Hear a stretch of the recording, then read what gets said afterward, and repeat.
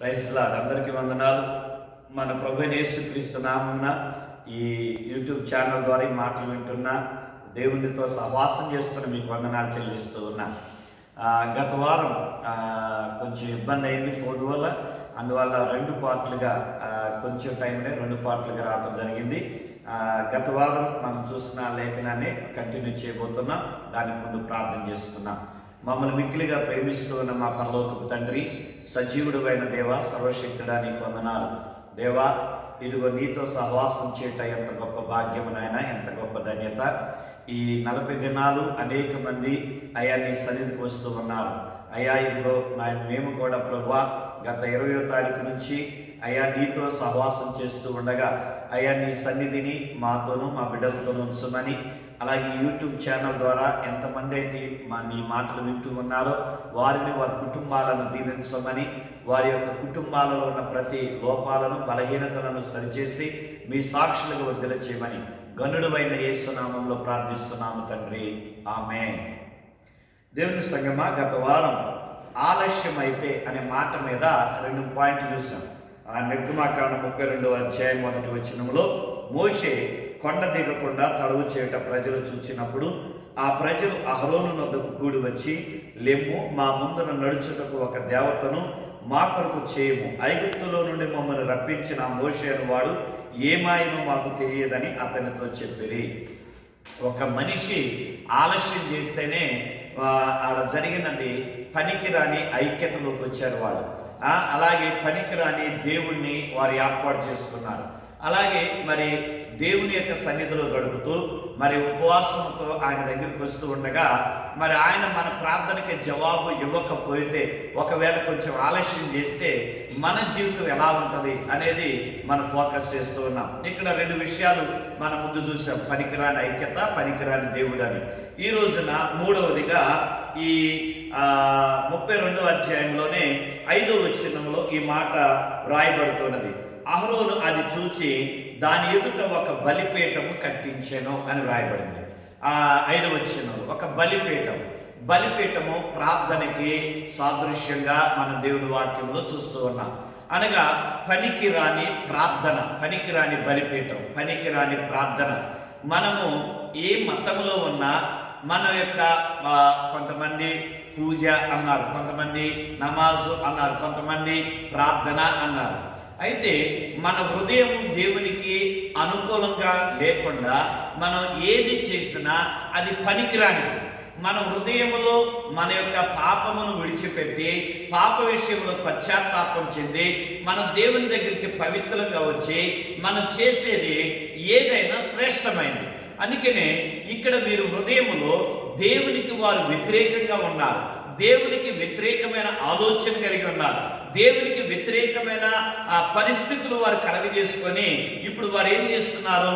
బలిపీఠాన్ని నిర్మించారు. అందుకనే 109వ కీర్తన 7వ వచనములో దేవుడు అంటూ ఉన్నాడు, దేవుని మాట వినకుండా మనము ఒకవేళ ప్రార్థన చేస్తే ఆ ప్రార్థన వ్యర్థమైనది, అది పాపముగా ఉంటుంది అని వ్రాయబడుతుంది.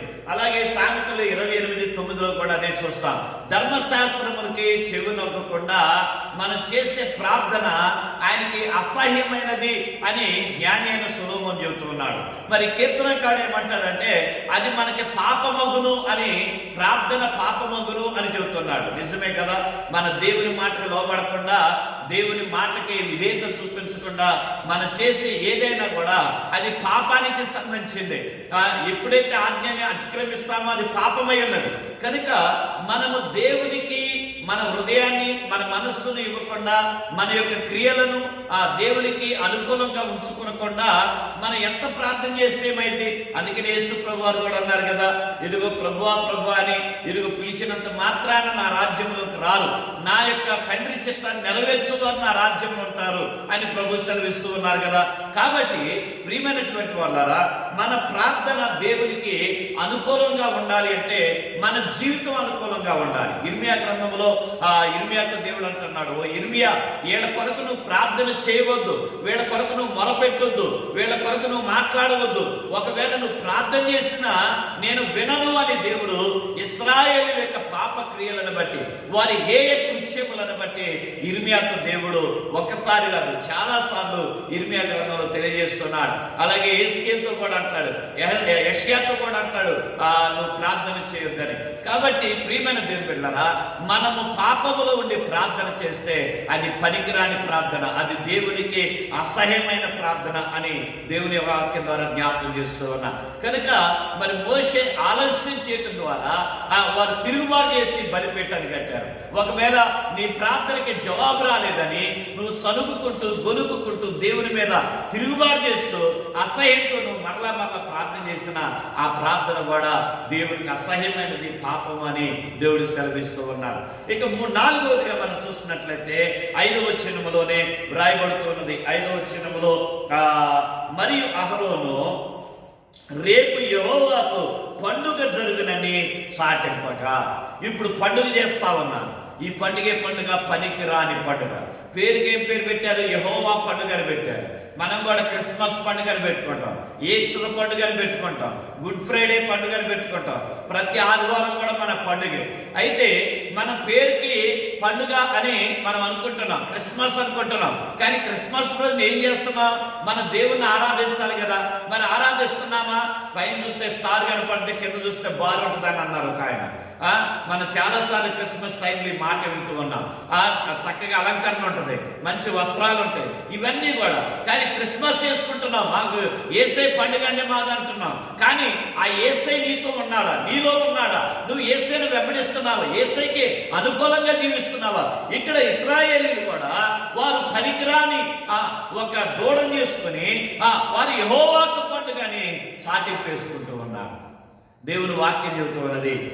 కొలస్సీలకు రాసిన పత్రిక 2వ అధ్యాయము 16వ వచనములో మనం సాతానికి అవకాశాన్ని ఇవ్వకూడదు. పులిసిన దాంతో అమావాస్య పండుగలకి అవకాశాన్ని ఇవ్వకూడదు వాడు జొరబట్టడానికి. అలాగే కొరింథీ పత్రిక 5వ అధ్యాయం 1 కొరింథీ 5:8లో రాయబడుతున్నది, పులిసినదేది కూడా ఆ పండుగ రోజున మనం దేవునికి అర్పించకూడదంట. పులిసినది పాపానికి సాదృశ్యం, అతిక్రమానికి సాదృశ్యం, దేవునికి అయిష్టమైనది.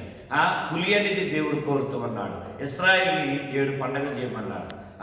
7 పండుగల్లో కూడా రొట్టెలు పులియని పిండితో రొట్టెలు చేయాలి. పులిసిన పిండితో ఆ ప్రభుకి రొట్టెలు తీసుకెళ్ళి ఆయనకు అర్పించకూడదు. అయితే మనమందరం కూడా పులిసిన దాన్ని దేవుని దగ్గరికి తీసుకెళ్తున్నాం. అందుకని ప్రభు అంటూ ఉన్నారు, ఇది వాడికి అవకాశం వద్దు అని చెబుతూ ఉన్నారు.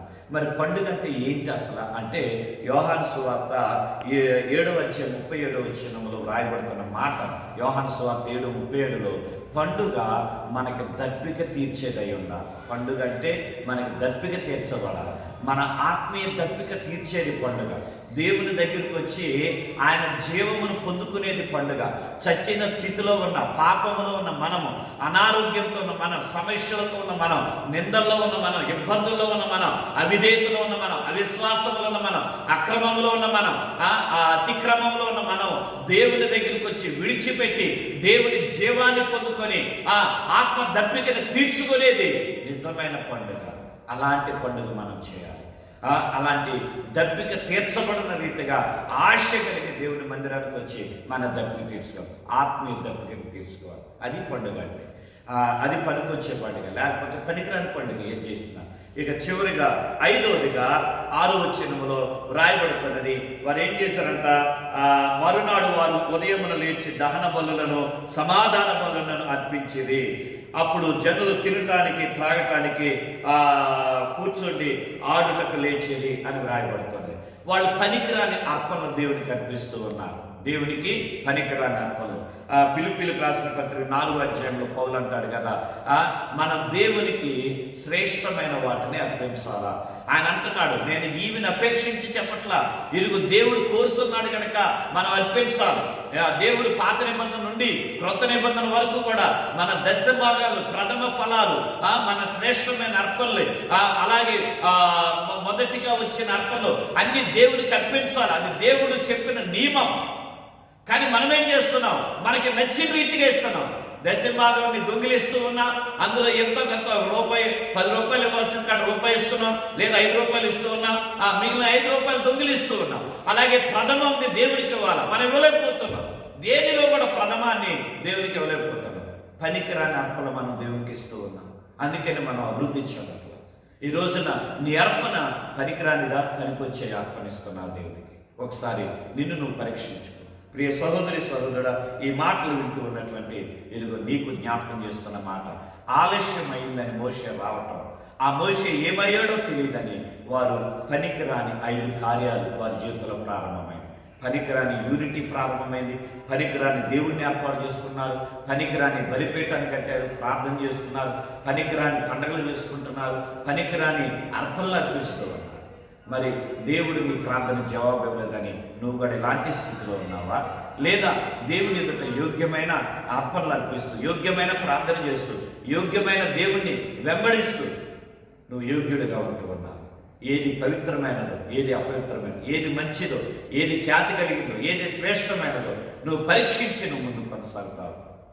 అపోస్తలుడైన పౌలు ఫిలిప్పీయులకు రాసిన పత్రిక 4వ అధ్యాయం ఆ చివరి వచనాలు మీరు చదువుకోండి. ఏది ఖ్యాతి కలిగిందో దాన్ని మనం ఎంచుకోవాలి. కనుక అలాంటి కృప దేవుడు మీకు అనుగ్రహించాలని ప్రార్థన చేస్తున్నా. తండ్రి, ఈ ఉదయకాల సమయం ఈ పరిశుద్ధ దినాన్ని ఇదిగో ఈ వాక్యాన్ని వింటున్న మా బిడ్డలందరినీ మీరు దీవించండి. నీ ఆత్మతో నింపండి, నీ అభిషేకంతో నింపండి, నీ కృపతో నింపండి. దేవా, నువ్వు దీవించినప్పుడు నీ బిడ్డలు దీవించబడతారు. మా బిడ్డలు అయ్యా పనికిరాని అర్పణలు అర్పించేవారుగా కాదు, శ్రేష్టమైన వాటి నీకు ఇచ్చి అయ్యా శ్రేష్టమైనటువంటి అయ్యా ప్రార్థనా జీవితాన్ని కలిగి, నీకు ఇష్టమైన ప్రార్థనా జీవితాన్ని కలిగి, అయ్యా భక్తుల యొక్క మాదిరికరమైన ప్రార్థన అనుభవాలను వారు కలిగి, అయ్యా ఇదిగో నీకు ఇష్టమైన పండుగ, అయ్యా ఇక శ్రేష్టమైన పండుగ జరిపించుకుంటూ అనుదినము కూడా అయ్యా ఒక గొప్ప పండుగలాగా వారి జీవితాన్ని కలిగి ఉండే అటు ఆనందాన్ని, సంతోషాన్ని మా బిడ్డలకు అనుగ్రహించి మీరు అక్కడికి ఆయత్తపరచమని యేసు నామములో ప్రార్థిస్తున్నాను తండ్రి. ఆమేన్. తండ్రి అయిన దేవుని ప్రేమ, కుమారుడైన కృపామయుడైన యేసుక్రీస్తు వారి కృప, పరిశుద్ధాత్మ నిత్యసనే సదా మీతో ఉండి ఆయన రాకడకు మిమ్మల్ని ఆయత్తపరిచి దీవించునుగాక. Amen, amen, amen. May God bless you. దేవుడు మీ అందరిని దీవించునుగాక. మీ ప్రేయర్ రిక్వెస్ట్లు పంపేయండి. 40 days ప్రేయర్లో ఉన్న ప్రతిదినం ఉదయము సాయంత్రము ప్రార్థన జరుగుతున్నాయి. మీ కొరకు రెగ్యులర్గా ప్రార్థన చేస్తారు. నా వాట్సాప్ నెంబర్కి మీ ప్రేయర్ రిక్వెస్ట్ పంపండి. 984930737. God bless you.